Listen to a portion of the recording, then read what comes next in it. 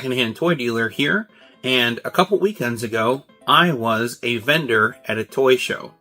This is the third time that I have been a vendor at a toy show in the last 12 months, and today I'm going to go over some of the hopes and dreams that I had for this toy show, and then how reality measured up against those hopes and dreams this time around. If you're new to my channel, I am a new in package toy collector that has taken a spare bedroom in my house and turned it into a small toy store looking collectible space. I have collectibles hung on pegboards.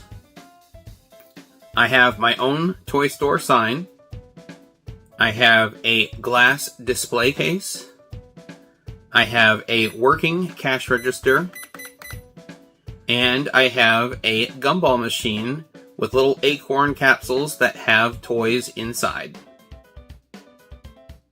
Now, one of my own personal goals as a collector is to not store anything.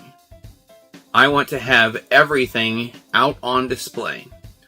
And you can see by my collection room, I don't have any available space. All of my space is completely used up. So, as I'm out toy hunting, the bar is set really high. I have to find something that is more exciting than whatever I'm going to have to remove from my collection to clear space for the new item. And because I've done that so many times over the years, most of the stuff in my collection is stuff that I really like a lot and don't want to part with. So I find it is getting harder and harder to find things that I want to purchase to put in the collection because I'm going to have to get rid of something that I really like to make space for that new item. But when I inevitably find something new that I want to purchase, the old item gets taken out of the display and put onto the sell pile. I used to sell things on eBay, at garage sales, on Facebook Marketplace.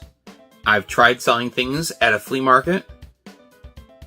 And then most recently, I have tried my hand at selling things at a toy show. The first couple toy shows that I went to, I was hoping to sell anywhere from like 50 to 75% of the items that I took with me to the toy show. And both of the first two experiences that I had, I sold significantly less than 50% of what I took with me. Because I sold so much less than I thought I would in both the first and second toy show that I was a vendor at, I decided that I was going to really take my prices down as low as I possibly could and just try to get rid of things that I don't have room for and try and get as much of my money back out of those items as I could. So I was kind of hoping that because I had really reduced my prices, I would sell a lot at this toy show. But here is a breakdown of the numbers for this toy show. I'm going to go ahead and list the previous two toy shows as I'm going through these columns. So for this toy show, I took 296 individually priced items. If you were to total all of the price tags on each of those items, if I would sell everything for my asking price, I would have $2,131.50 in sales. I actually have $1,881.50 invested in that inventory. That leaves me with about $250 of wiggle room or profit margin. So this time around, I sold 23 items. And that was really stunning because I had lowered my prices and I was expecting to sell more items than I had sold at the previous two toy shows. If you total the amount of sales that I had that were $2 and below, that was 6 items that I had sold that were $2 and below. I bet I had people ask me for a discount on 8 or 9 items, and I actually discounted 5 items. The other 3 or 4, I just told them, I'm pretty much already at what I have in it. So if I sell it for less than that, I'm just losing money. And they went ahead and gave me my asking price. If you add all of the discounts that I gave on the 5 items that I reduced the price, that would total $35 in price reductions. And my total sales for the day was $396.50. Now, if you look at my total sales, I'm not super far off from where I was the previous 2 toy shows, but that was kind of a really just lucky thing because I sold 2 $100 items. I pretty much had $100 in both of those items, so I didn't make any profit per se on those 2 sales, but that helped move some more expensive items so that my total sales weren't as pitiful as the low total of items that I sold. So I was really surprised that I lowered prices expecting to sell more items and get rid of more stuff, so I wasn't storing stuff in paper boxes between toy shows, and I really didn't move a bunch of stuff. And, the 2 previous toy shows, I had said, even if I didn't sell as much stuff as I was hoping to sell and make as much money as I was hoping to make, it was at least fun being at the toy show.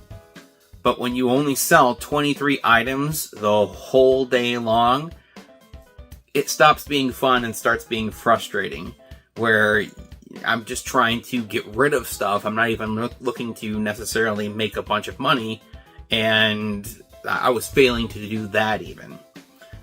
It was actually so bad that most of the vendors that I talked to around me said that this was the worst experience that they had had. The guy behind me didn't even make enough sales to pay for his tables. So of the items that he did sell, he basically gave those away and still had to pay for the remaining table that he hadn't even made enough money to pay for yet.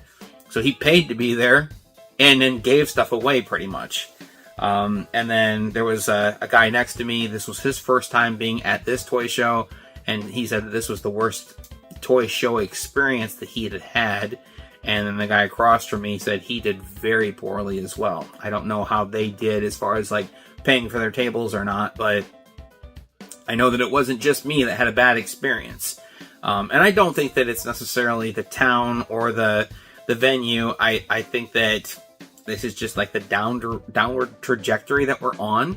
And I'm really surprised that this time it went as poorly as it did. So I think that coming away from this, I'm probably going to step away from selling things at toy shows for at least 6 months to a year, maybe a year and a half. Maybe in a couple of years, I will see if I can get back into it and see if the market has changed and people are in more of a position to buy things at a toy show. I don't know if it's the economy that is really keeping people from spending money because they just don't have any disposable income, or what the issue is, but I said it in the last 2 videos talking about the last 2 toy shows that I had attended. I think that if you total my sales, you take away the money that I had invested in the tables, you take away the money that I had in fuel getting back and forth, you take away the toll fees that I had on the turnpike that I drove to get to the toy show, basically all of the expenditures that I had to spend money on, not including my time or my helper's time.